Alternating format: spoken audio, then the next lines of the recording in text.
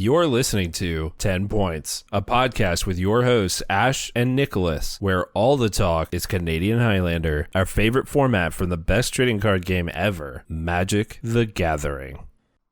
Hey everyone, it's me, Nicholas. And me, Ash. And today we're going to be doing a deep dive into Breach Storm. It's a deck Nicholas has had a lot of experience on, and myself a little bit of experience on. But before we get to that, we need to talk about our best card from. And today, we're talking about our best card from Starter Set 1999. The best card is Grim Tutor. That's really all there is to it. Fun fact, Grim Tutor goes in the deck we're talking about today. Yeah. There is one other honorable mention that me and Nicholas had a disagreement about, which is Goblin Settler. It's been a while since anyone sleeves it up besides myself, but it is a notable other playable card from the set. Yeah, and, it used to be like an auto include in Pod, but now it's just not good enough. Yeah, it's true. I will say, seeing as there are some decks that just really hate Caracas, I don't know what decks want to play Goblin Settler and also hate Caracas, but I'm sure they're out there. I mean, not really. Maybe. So like today we're talking about deck. Breach Storm. Yeah. It's Segways. good. That was the smoothest segue we've ever done. Let me just say. If that was the smoothest segue we've ever done, we need to get our suspension checked. Sure. Would you like to talk about what we're talking about? Yeah, we're talking about the deck that is Underworld Breach Storm.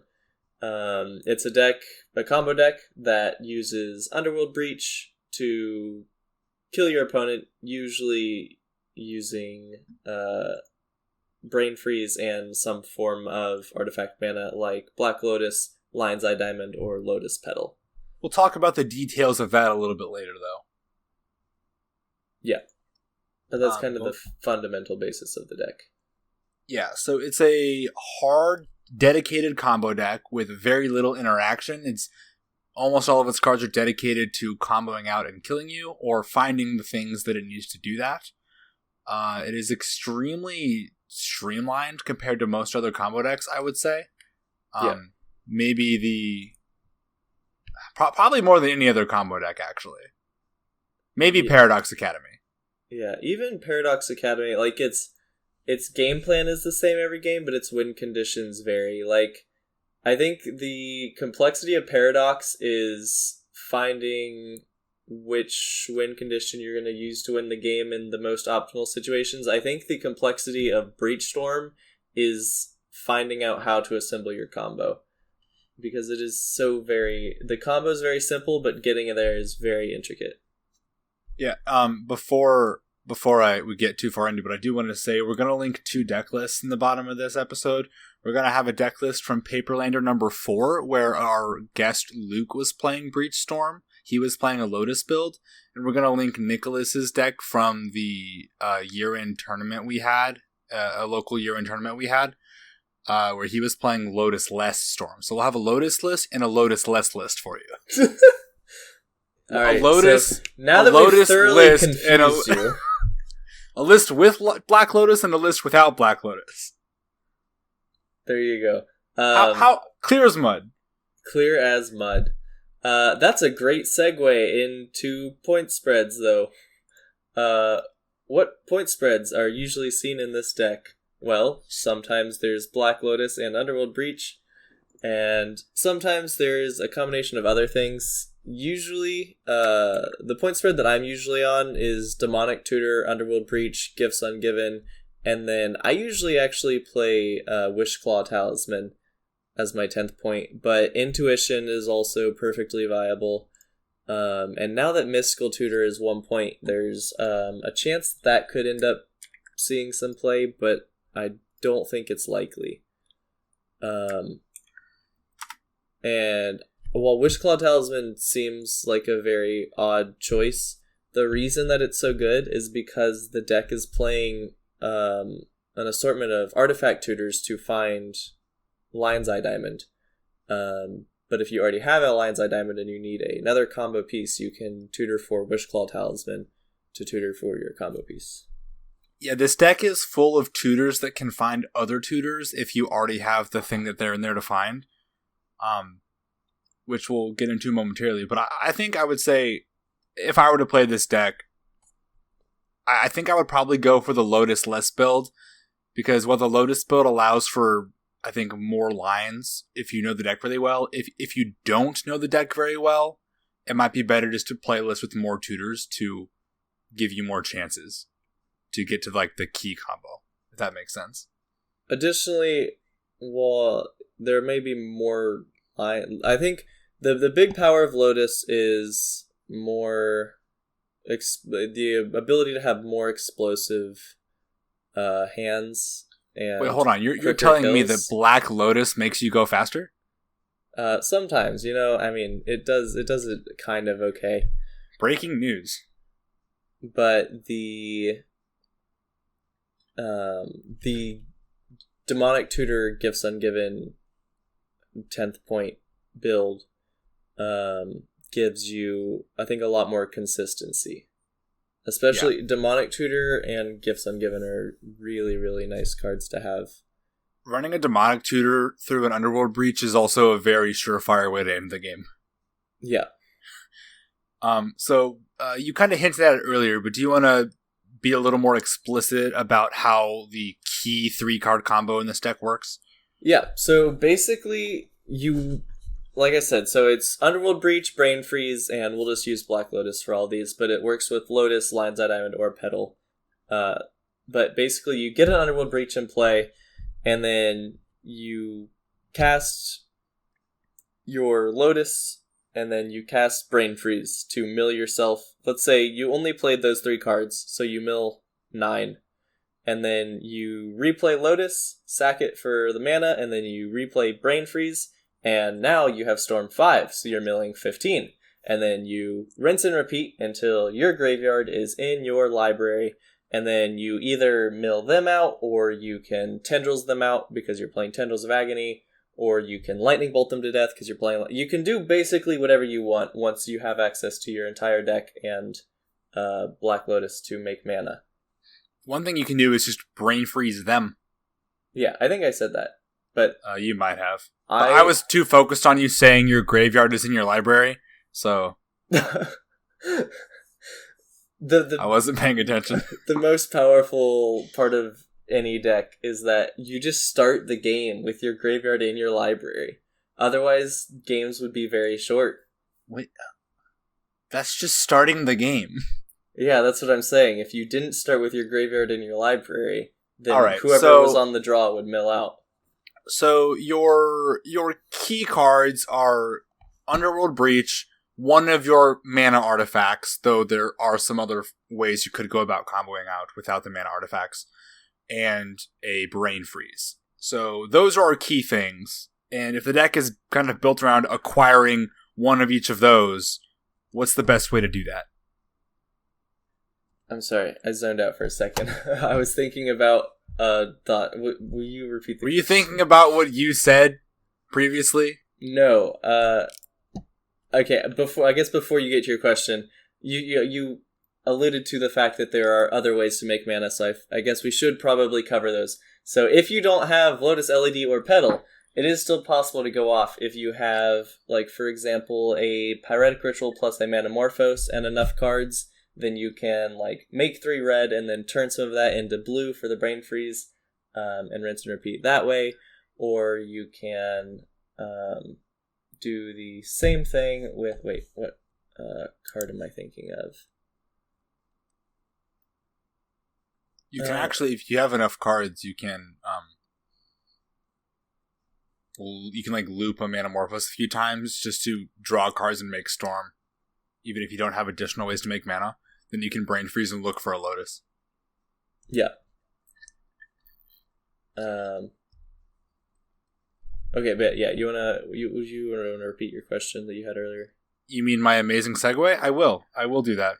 Sweet. So, we need those 3 key cards. We need an Underworld Breach, we need a Brain Freeze, and we need a mana artifact or a couple of rituals. So, what's our best way to acquire those? Yeah, I'm so glad you asked and I was paying attention. Yes. You usually use tutors. So on the surface, Breach Storm honestly kind of seems like a bad deck because it's a 3-card combo, and there are just so many 2-card combos in Magic that playing a 3-card combo seems absurd. But the reason it's so good is once you've tutored for the Breach, assuming you have enough mana, which the deck is playing a plethora of rituals and ways to make additional mana. Once you've tutored for the Breach, lands. Yeah, you can play the Breach and then reuse that tutor to go get like Brain Freeze, and then Brain Freeze yourself to replay the tutor again to go get LED, and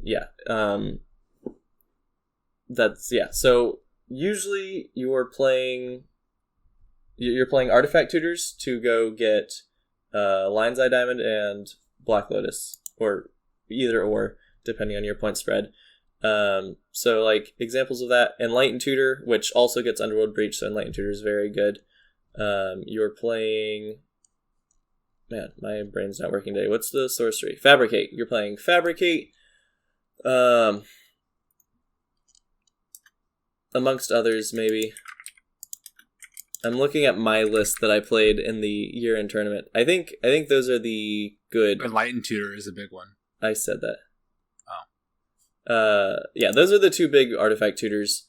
You're playing Breach tutors, which are... Demonic Tutor, if your points... Demonic Tutor is one of the best cards in your deck if your points can hold it. Well, you play Muddle the Mixture, which gets Brain Freeze or Underworld Breach. Yeah, Muddle the Mixture gets a little bit awkward playing it back from the graveyard, but yes, it gets 2 of your combo pieces. You're on Infernal Tutor, which is really, really good with Lion's Eye Diamond for people that know how that interaction works. Or if you don't, Infernal Tutor searches for a second copy of a card you already have, but if you have no cards in hand, it's just a second Demonic Tutor. So you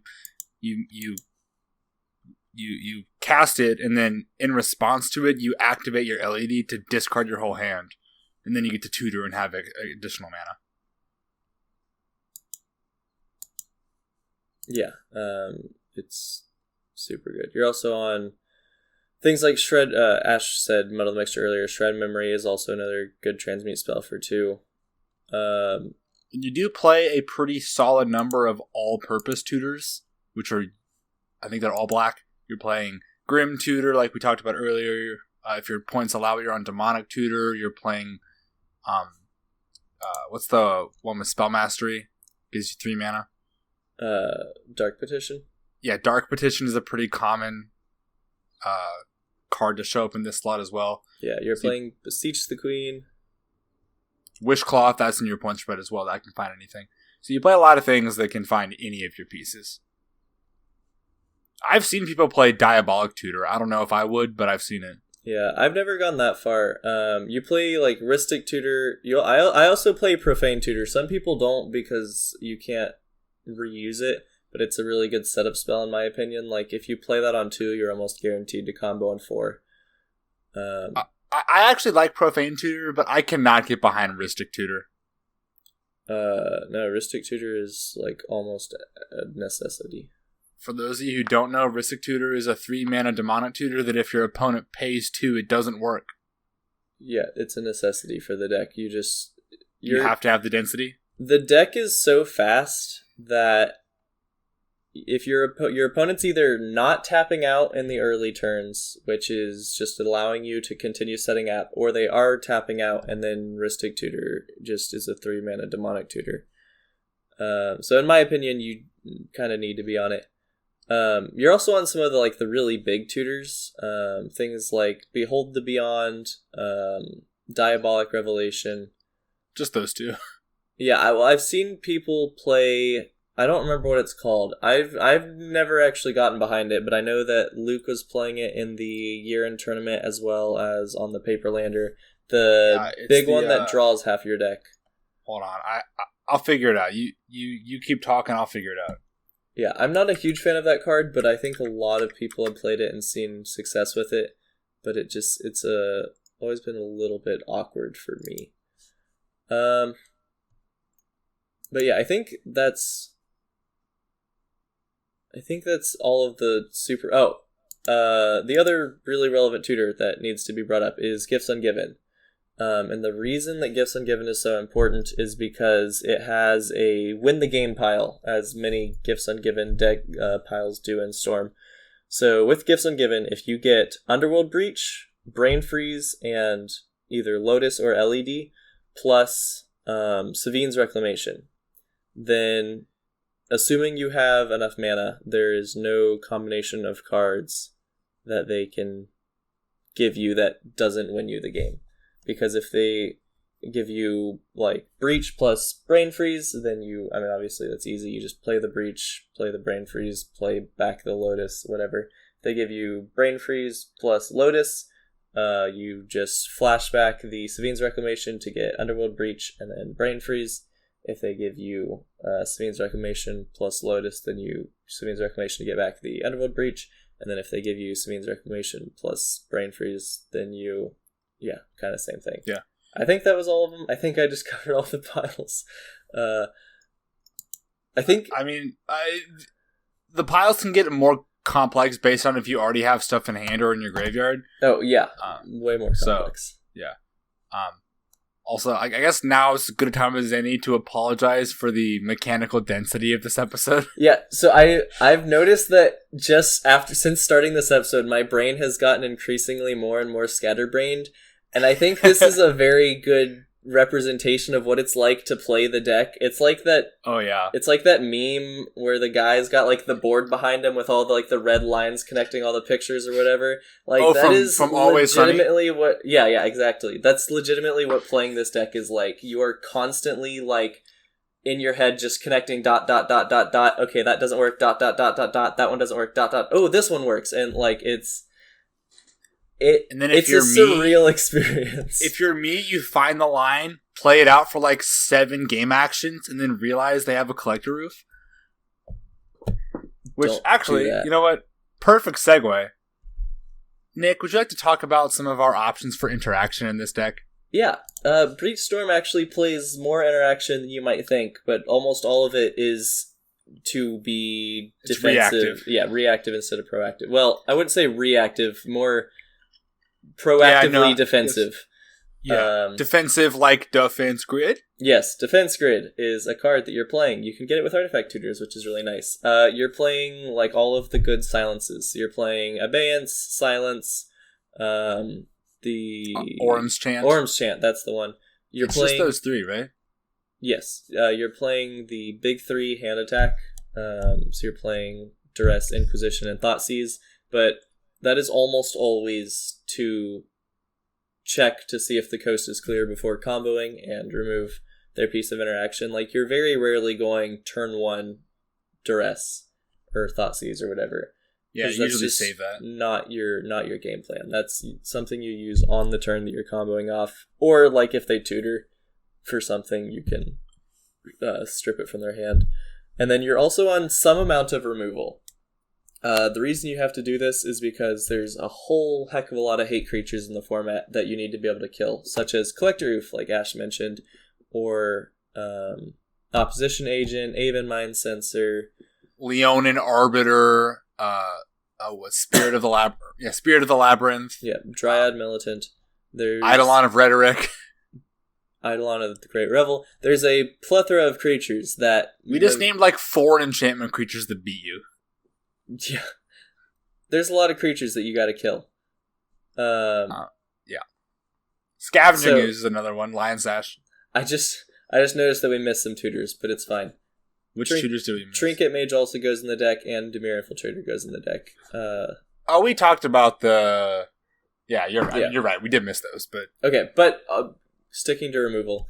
I think usually like 3 removal spells is the sweet spot. I've seen a lot of... Oh, did we mention this deck is usually 5-ish colors? It's 5-ish colors. The 5th color... Oh, that's another protection spell that we didn't talk about. My goodness. There's so much to this deck. It's one of those decks that's just absolutely all over the place. What's your extra Veil of Summer, I think, spell? is Veil of Summer and Squandered Resources are the only green spells that you're playing. Well, you've played Assassin's Trophy. Or sorry, Abrupt Decay. I did. No, you're right. That's the other green spell. We're talking about removal now. In my year-end tournament list, I played Lightning Bolt, Swords to Plowshares, and Abrupt Decay. And I think that's a really good spread. Some people switch out the Swords to Plowshares for Fatal Push because of it. They're on less white. Yeah, black mana is more readily accessible in Breach because blue and black are your two main colors. It's your primary color, actually, right? Yes. The reason that I pick Swords over Push is you don't have to get Revolt to kill things like Opposition Agent and Aven Mind Sensor, which I think can be really nice to not have to go through that hoop. But Fatal Push is definitely reasonable. It Like I said, the mana's easier to access, but the trade-off is there's some of the Silver Bullet cards that you have to have Revolt to kill. And then Abrupt Decay. I've talked about this on the podcast before. The reason that I won my semifinals match of the year in tournament was because of Abrupt Decay. I was able to tutor it up to kill a Rest in Peace twice against a Blue-Eye Control deck that was playing Rest in Peace. So I think it's really good in the list, but I've seen some people leave it out. But I think it's something you need to have some tutorable target to deal with non-creature permanents that are annoying. Yeah. Now that's it for your interaction, right? Yeah. So now we're going to talk about a couple specific play patterns that may come up playing this deck. And I'll leave most of that to Nicholas, but there is one thing that I want to point out. Which is, even in the list where you spend your points on Black Lotus, it is actually more common than you might think that you want a Lion's Eye Diamond. And the main reason for that is if you're going really fast, sometimes you don't have enough cards in your graveyard for Underworld Breach to be effective, and you want to discard your hand. Or you want to discard your hand to get Hellbent for Infernal Tutor. So if you're looking to pick up this deck and you're playing the Lotus build, don't assume you always get Lotus if you're tutoring. Yeah, that is a really good point. Probably the biggest bottleneck in this deck is either going to be mana, but more commonly it's going to be cards in your graveyard. There are so many lines where you're like, oh, okay, I have enough mana, I have enough tutors, but I just don't have enough cards in my graveyard. Because usually, like I said earlier, your line is like Demonic Tutor for Breach, replay Demonic Tutor to go get LED to play the Demonic Tutor again, and then go get Brain Freeze. And that's a lot of cards that you need in your graveyard. So, like Ash said, LED is often, a lot of the times it ends up being better. I mean, depending on different lines, it can be significantly better. Another card that is an absolute MVP of this deck. I think the amount of games I have won just by keeping in the back of my mind I should just tutor for this card a lot of the time is Reign of Filth. There are so many lines where you'll have a kind of what I was talking about, Breach or Demonic Tutor to go get Breach, flashback Demonic Tutor, and then instead of going straight for the Brain Freeze, you go get Reign of Filth first. And you cast Reign of Filth, not for the mana, though the mana is helpful, but to sack your lands and get more cards in the graveyard, and then continue your lines or whatever. Yeah, seeing as you're playing a combo deck that needs a lot of cards in the graveyard, but doesn't actually play that many cards that just dump cards in your graveyard, being able to utilize the few ways you have to do that efficiently is extremely important, because you're trying to go fast. Yeah. Another thing that I think a lot of people wouldn't think about all that much when they go into this deck is the silences, even just regular silence, they're not just for the blue-white control matchup. They're actually extremely important in almost every matchup. It's obvious why they're useful against counterspell decks, because you play it at the beginning of your turn when you're going to go off, and if they counter that, you say go and get another one. But if you're playing against a green deck, it's extremely important to be able to make sure they can't endurance you. Because that's going to be one of the number one ways that they're going to beat you. If you're playing against another combo deck, silence is one white time walk. And having those extra turns and just having that way to interact with every deck that's going to try and interact with you is extremely important. So don't downplay the importance of that card in pretty much every matchup. Yeah, there's also been plenty of times that I've been against like a really aggressive deck. Like a good example is Red-Green Bond. And I'll just, like, a turn that I know is, like, a really big turn for him. Like, once the turn that he's going to hit, like, let's say 4 or 5 mana, that's when he's going to be playing a lot of, like, big, hasty threats that are going to really up his clock. But he doesn't really have that much interaction. So there are a lot of games where if I have a silence in hand, I'll just be like, okay, on the upkeep of the turn that you're about to hit 4 or 5 mana, I'm going to silence you. And that just decreases his clock so much that it just gives me more time to prepare and keep setting up my combo. Yeah. And not to mention some of the other, I think it's Orm's Chain. If you kick it, it's also a fog. Yeah, that's obviously really good against the creature decks. Yeah, so there's a lot of very good things that these silences do. They're not just to beat counter spells. Yeah. What other intricacies do we have that you want to talk about? Knowing, I'd say like the biggest thing that you need to learn when playing this deck, which really just comes from experience, is when you need to go for it. Like ideally, you'd like to give yourself as much time to set up as possible, but every turn that you get to set up is another turn that your opponent has to either attack you, play out threats, or find a way to disrupt you. So, especially against like those aggressive creature decks, Red-Green Bond is a really good example, and it's one that it makes the matchup really complex because you never truly know what the clock is, because he's playing so many hasty threats, so much burn, that you can't be like, okay, with what he has on board, I know I can wait one more turn, and then he just plays a Glory Bringer and kills you. So you really need to know matches and know when you need to try to go off. And we're going to talk a little more in detail about each style matchup here in a minute. Yes. But yeah, learning just matches in general and how to time the clock is super important. Yeah, I think another important thing to know, and this just comes from getting a lot of reps on the deck, but another important thing to learn is when to go for a kill that is not actually utilizing the main combo, because this deck has a lot of lines that do not involve all three of Breach, Brain Freeze, and Lotus. Sometimes your combo is use what you have in your graveyard to cast a few spells with Breach and then tendrils them for 12. Yeah, I think and sometimes that's enough. It was against you in the match right before top 8 that I don't remember. I think you had somehow exiled my Underworld Breach. And I was able to get there with a fair line using tendrils. Yeah, and like it's really, really important that tendrils is not in there. Tendrils is not in the deck, so you have a card to kill them with after you mill yourself. Like you already have those.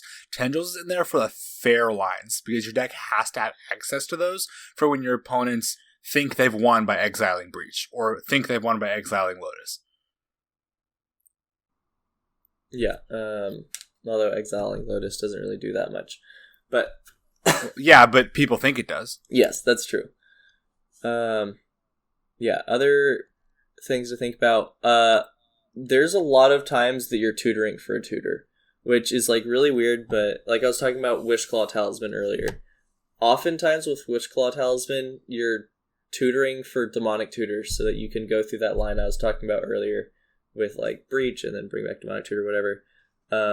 Like sometimes people get so focused on, okay, I've got this Wishclaw Talisman, but I can only tutor for Breach when I need Breach and Brain Freeze.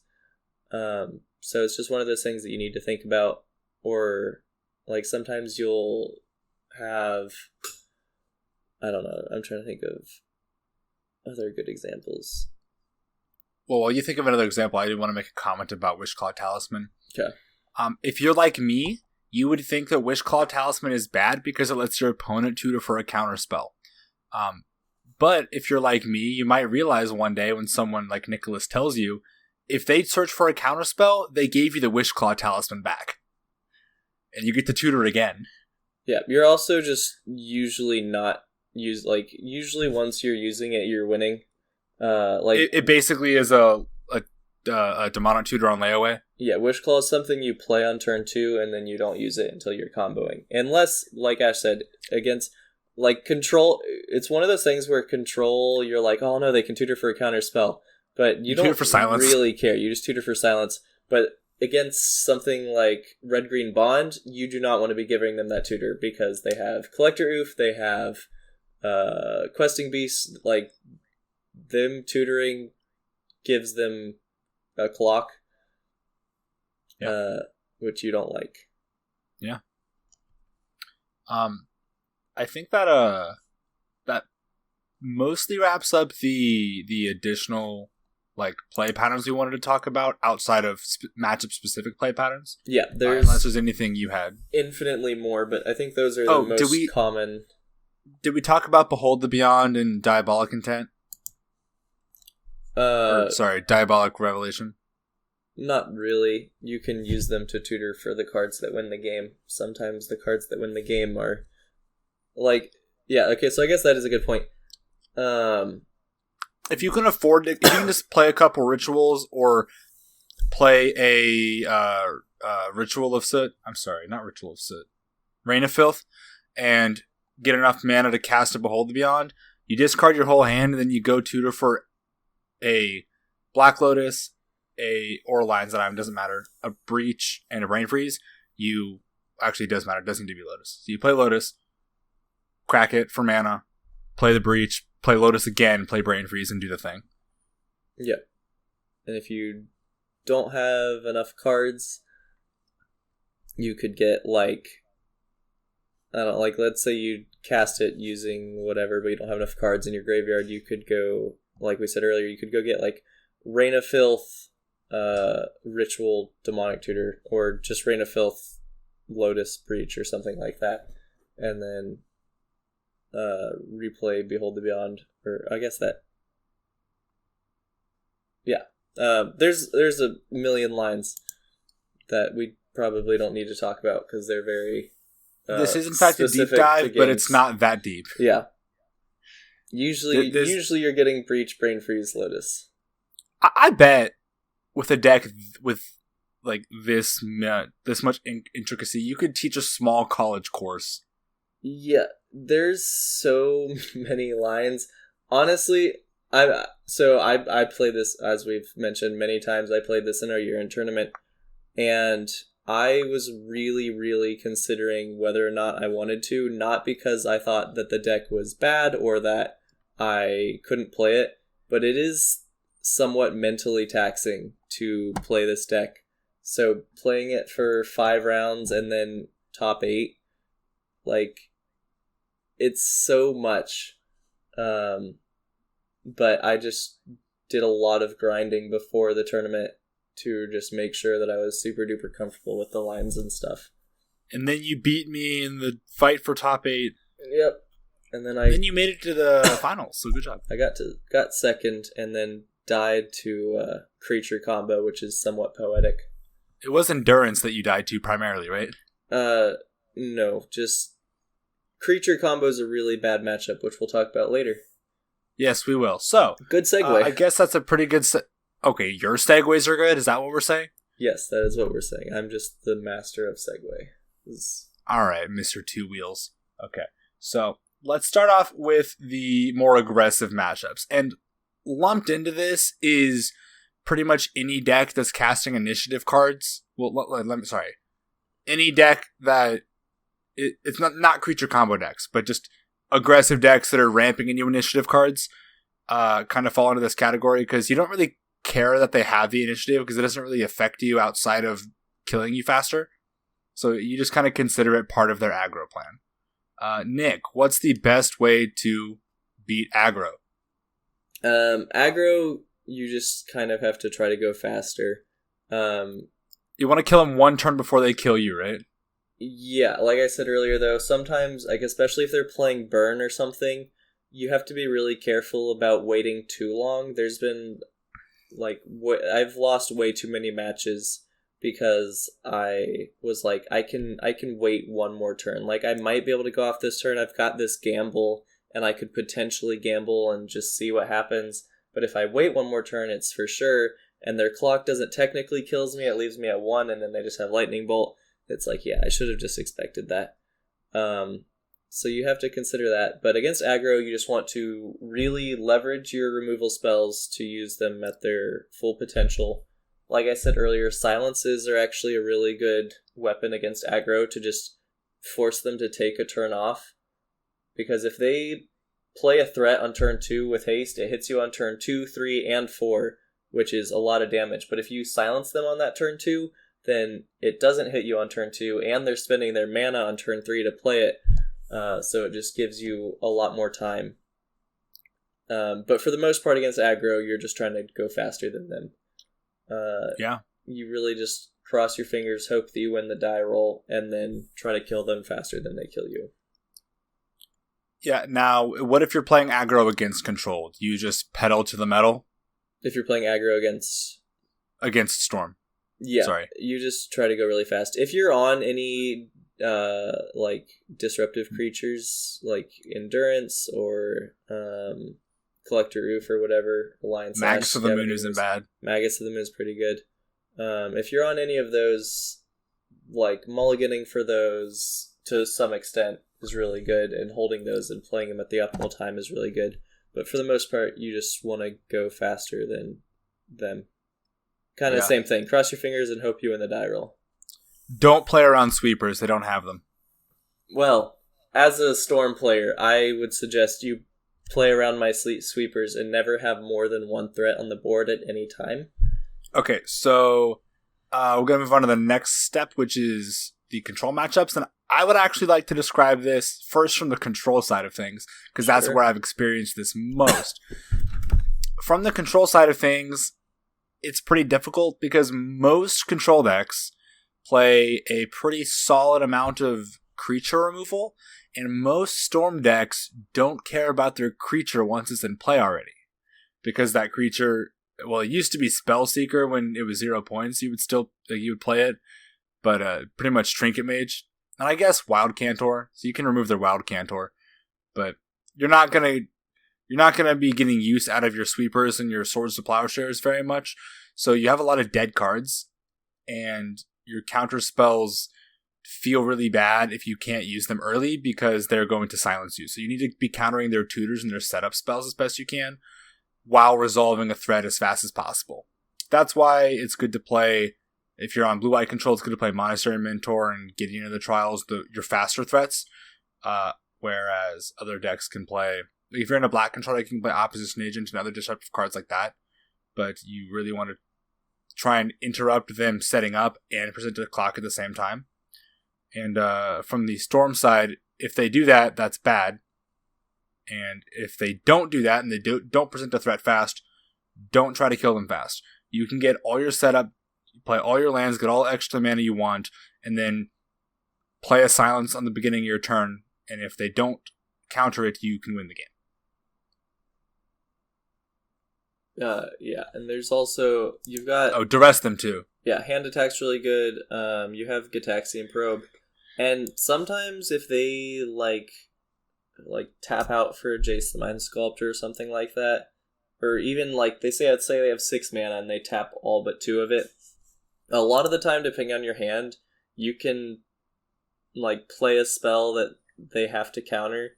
Like, if you play Demonic Tutor, they either have to counter the Demonic Tutor and then you go off with whatever is left in your hand, or if they don't, you just get silence or something, and then they're just kind of stuck. So you can have... big part of... Sorry. I was just going to say you can have states where you force them to either have to, like, where there's no win, even if they do have interaction. Yeah, a big part of playing against decks that aren't threatening you, which is mainly harder control decks, but even not that hard control decks don't threaten you that fast. Your best bet is to just get to the point where you you don't care if they counter your first spell or your second spell, maybe, or you just have such a redundance. Like you have repeat options, so you don't go off when you can, go off when you have to against those kind of decks. But just as Nicholas said, if they don't counter your tutor, you get a silence and win. But if they do counter your tutor, they're out of counter spells and you win. Yeah.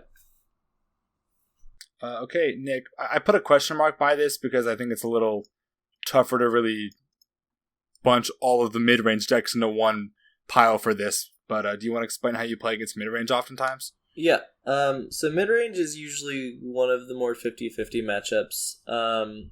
Usually you're a lot faster than them, but almost all mid-range decks are playing some form of interaction. So it's kind of like the control deck, but this time they do have threats. So against mid-range, you first want to gauge what you're worried about. Like if it's a black mid-range deck, you're worried about opposition agent. If it's a green mid-range deck, you have to consider if they might be playing Collector Oof or like Endurance. Scavenging Ooze. Yeah, Scavenging Ooze, Aven Mind Sensor, Lion Sash. So there's a lot of creatures that just shut your deck down, so you want to make sure that you have like interaction for those. The blue mid-range decks are often packing counter spells. Yeah, blue mid-range decks have interaction. So you want to... It's kind of you like look for the perfect opportunity, right? So you're setting up cantrips, tutors for different stuff, playing your Limdal's Waltz or whatever, and then you wait for the right moment for them to either tap out or for you to be able to thought seize them or like kill their interactive creature. Like sometimes they'll play out an opposition agent and be like, okay, I'm safe, and then like just be tapping out, and you can like bolt the opposition agent and then go off. So against mid-range decks, mid-range decks I think are much less matchup dependent, more game to game dependent. You just kind of have to look at each individual game and find the right moment to do pretty much everything in the game. Now, what about... Okay, this I guess is a very open-ended, low-detail thought experiment. What do you do if your tutor gets sniped by an opposition agent? I think that's what you did when you were playing... when you were playing Vault. Yeah, I think your opposition I agent did you. my Underworld Breach, and that's and when then just never cast it. That's when I tendrils you. You switch game plans. So if you cast a Demonic Tutor and your opponent opposition agents you, first of all, you resign that you're probably not winning this game, but you don't give up because it's possible. And then you switch game plans. This deck is the epitome of there's a chance. Yeah. You're telling me there's a chance. Like, assuming, like, let's say you casted a Demonic Tutor. Like, worst case scenario, you play your Demonic Tutor and they take your Underworld Breach and they just don't play it. Now you are setting your hand up to tendrils them. That's your game plan. And I have legitimately cast Dimir Infiltrator just to start getting in beats so that my tendrils is easier to accomplish, and it has like worked several times. You did that against me. Yeah, I've done that. Oh, side note, sorry. This is no, keep going. Keep going. Fine. Okay, I was just gonna say. Side note: I was playing this Grixis Thoracle mid-range deck, and I really wanted to play Fallen Shinobi. And at one point, I just cast Dimir Infiltrator and then attacked with it to ninjutsu the Fallen Shinobi in, and then get to tutor anyways. That's awesome. Also, Dimir Infiltrator kind of just looks like a ninja by itself. Yeah, it really do. I mean, ninjas are known for infiltrating, right? This is true. Dimir Infiltrator is a spirit? Is it really? Yeah. Wouldn't that be more Orzhov? All I know is that Dimir Infiltrator is a spirit. And I don't understand, but that's super duper off the point. Alright, so now our last general matchup discussion is on combo. Yeah. And it's kind of dependent on exactly what kind of combo deck you're facing. If it's a creature-based combo deck, we've already discussed that's not a good look for you. They have a lot of ways to tutor out their silver bullets, and then they don't have to combo, they can just attack you. So it's pretty tough for you to beat that. Oftentimes, and this, you can tell me if I'm wrong, but in my opinion, against creature combo, you just got to go as fast as possible before they can set up their tutors to get their stuff.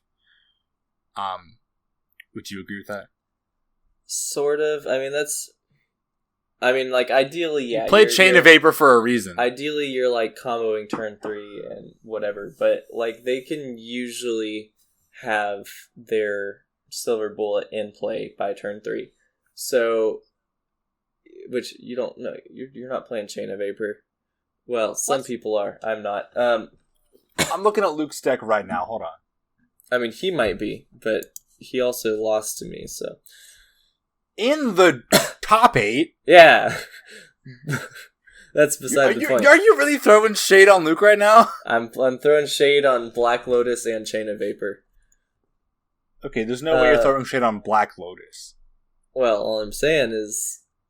He is playing Chain of Vapor. Breach against Breach, and only one of them won, and it wasn't playing Black Lotus. And there surely could not have been any other variables that impacted that, such as play draw, who had the better... Oh, hey, I just realized we totally missed 2 important tutors. Gamble and Unearth. Well, okay, 3. It was Gamble, Entomb, and Unmarked Grave. Oh yeah, Entomb, not Unearth. Unearth, don't play that. Anyways. Chain of Vapor is perfectly viable. Don't listen to Nicholas. He has less reps in this deck than me. That was a bold-faced lie. Sure. Either way, against creature combo, really you're not doing too great if you're against creature combo. Against creature combo, you kind of hope that they don't know what they're doing. If they are just able to like get their silver bullet cards in play, you're really spending the entire game on the back foot. You have to really bide your time and hit it at just the right spot. Get your removal spell and then remove their creature and go off all in the same turn and hope that they don't have anything else. But creature combo, you kind of just hope they don't have it, and like Ash said, you just try to go faster than they can. Silencing them isn't bad. Yeah, silencing them isn't bad. Same for... that's the main thing against most of these combo decks is you want to... you're faster than most of them, but silencing them to just take an extra turn, because most of the combo decks have to set up. So if you're you're often time walking them with the silence, because they're not attacking with whatever creature they have in play. If they do, they're just that's not part of their game plan. So they're just missing a whole turn of setup, which gives you that additional turn. Or what you can do is if they're halfway through comboing, you can silence them. Yeah, honestly,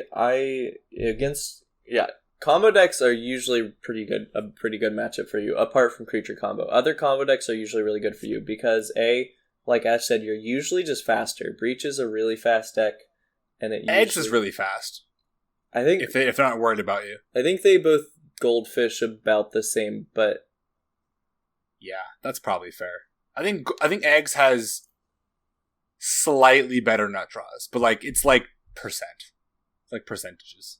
Maybe. It's not a lot.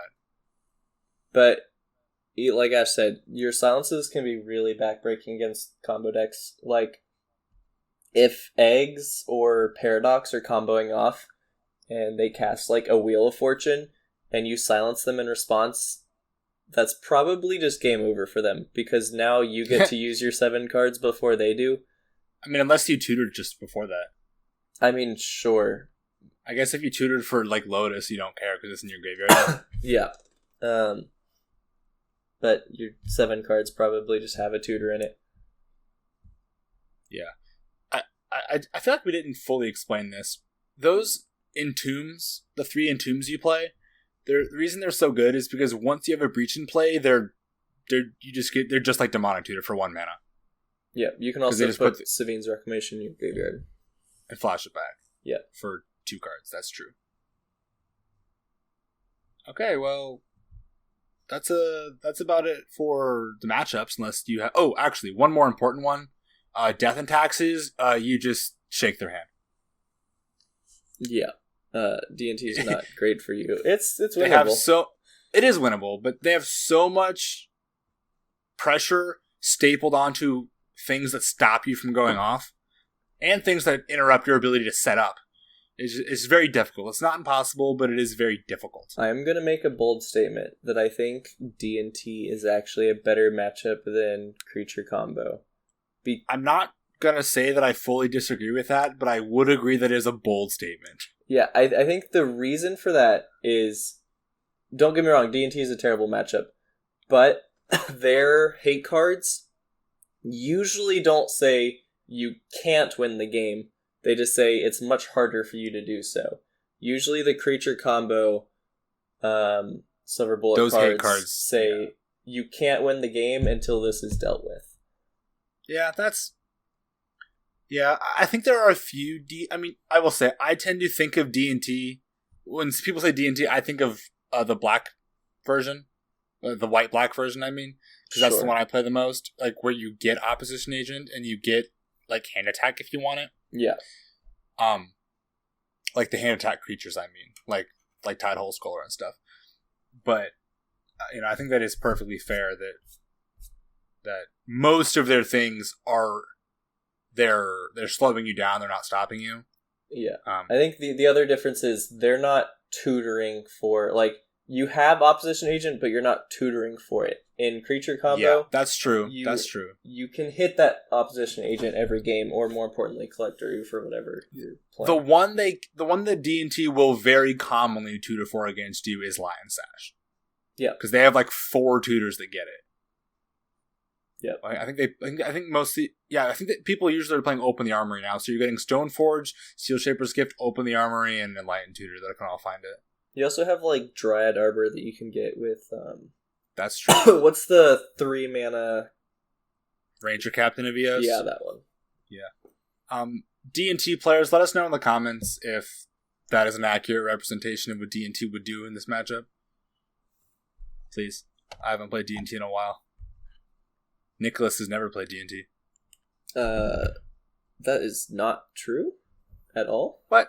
I don't believe you. I've never seen you sleeve up a white card in my life. You're right. White cards are bad unless they're silences. Or Creature Combo cards. Or Savine's Reclamation.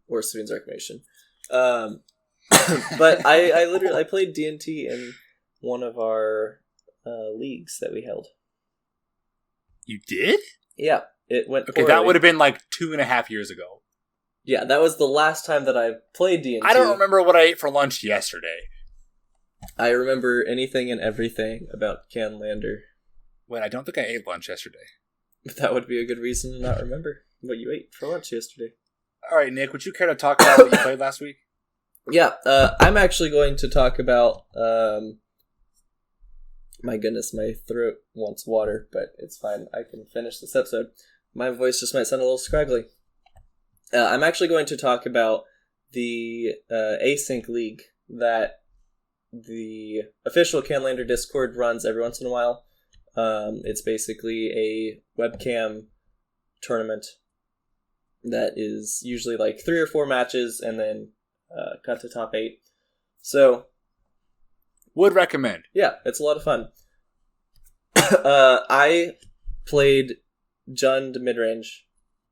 Well, technically, the league isn't over. I've played 3 of my 4 matches, but it's looking like the 4th match may not end up working due to scheduling conflicts. So I'm just going to talk about the 3 matches that I have played. And it hasn't gone amazing, to be honest. My first match was against a Grixis midrange deck. And game 1, I mulled to 6. I had a fairly decent hand, and he went turn 1 Island Ancestral Recall. And I was like, okay, I'm on the back foot. And then he proceeded to 1-for-1 me for the rest of the game and played Recall twice more. And I just died to card advantage. And then game 2, I drew my first hand. It was a 1-lander. I drew my second hand. It was a 0-lander. I drew a 5. It was somewhat decent. And then he went land Ancestral Recall. And I was like, yeah, this is about how this is supposed to go. And then I just got drowned in cards and lost that one as well. Match 2, I was against Seeker Walk, which is a creature combo deck that I am very familiar with.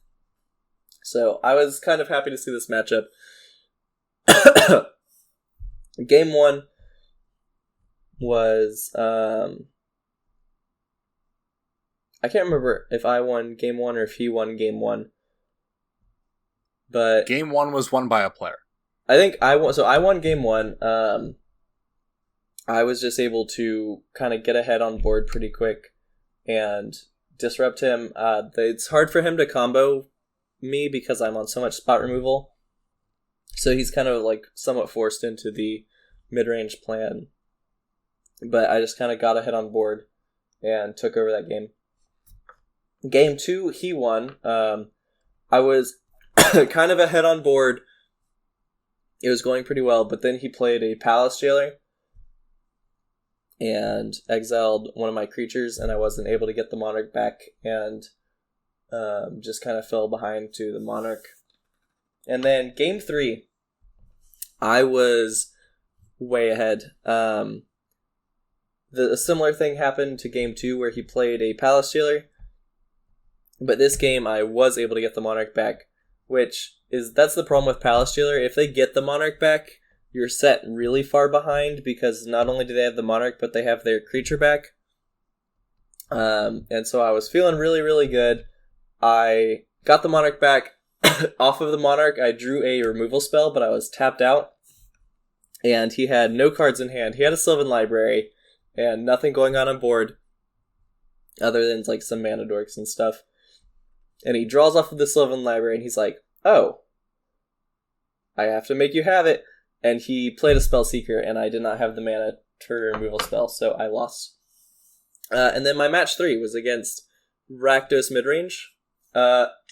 Game 1, I ramped into a Minskin Boo with a Ignoble Hierarch, plus the Minskin Boo on the hamster, attacked for 5, and then next turn I attacked again, got the Exalted Trigger, hit him for 5, and then sacked the hamster, which was a 5/5, and dumped him for 5 and drew 5, and it was just value. And then Game 2 was a lot closer, super back and forth, but I got him down to 5 again, and I got to the point that I had a 5/4 Tireless Tracker, and then I ripped Minskin Boo off the top, and played Minskin Boo and sacked the Tireless Tracker to dome him for 5. So Minskin Boo was my MVP. And yeah, not too bad, not great, but fun Magic. Yeah, I guess I will talk about. I played one game in the Async League, and then I had to drop because I have some stuff going on this week. But I'll talk a little bit about last week. I was playing, and it's the same deck I actually played in the Async League. I'm playing this like Jeskai Blitz style deck. Actually, editor, if you remind me to link that, I actually have the deck list for that. It's like a Jeskai Blitz, so it's like a really spell slingy, kind of prowessy, kind of bolt snap bolt, kind of as many ways to double cast recall as possible kind of deck. I wanted to play Harm's Way and Kenra Spell Spear, so this is where I ended up. I was playing against... First I played against Goblins, and I don't know if you knew this, but a deck full of split burn spells and ways to copy them is good against Goblins. So I murdered all his Goblins, and then him, and then I did it again, and did not feel bad about it. So that one was a pretty favorable matchup, I would say. Then I played against Blue-White Control, if memory serves. Is that correct? I believe that's correct. I played against Blue-White Control, and it just kind of, like, everything kind of lined up just right. Like, I didn't play too many creatures that wraths were that bad. I had enough counter spells. There's just a lot of... I was able to counter the important stuff and just be chipping in for damage the whole time and then finish her off with burn. It might have been a different day that I played that matchup, but I can't remember what else I played, so I'm assuming that was it.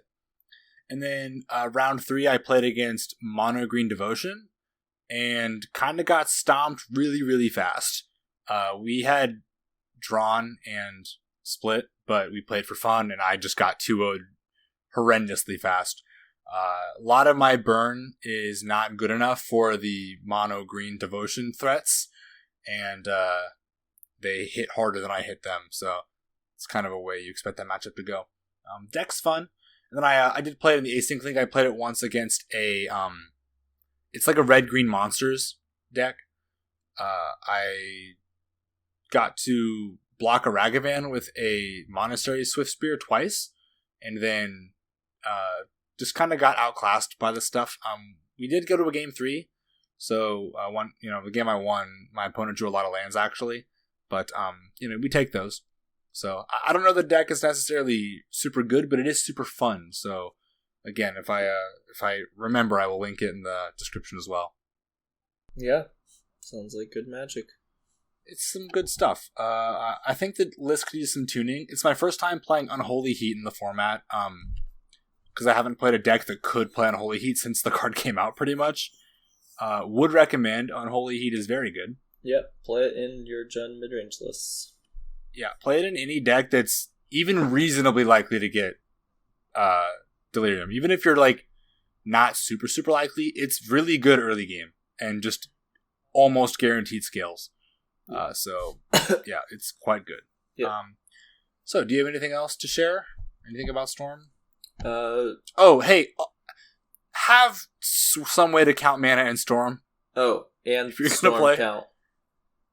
Always, even if you're just casting a cantrip, start counting Storm because your deck can just go off. Yeah, there's nothing more awkward than Faithless Looting, Ponder, Limdal's Volt, and then you're like, oh, I can actually do stuff, and you're like, wait, have I played anything? Yeah, it can get kind of awkward. Keep track of your Storm, keep track of your mana. Okay, I think that's a sign off from us. Good luck, have fun, and play Storm decks. Storm them out. Bye. Bye.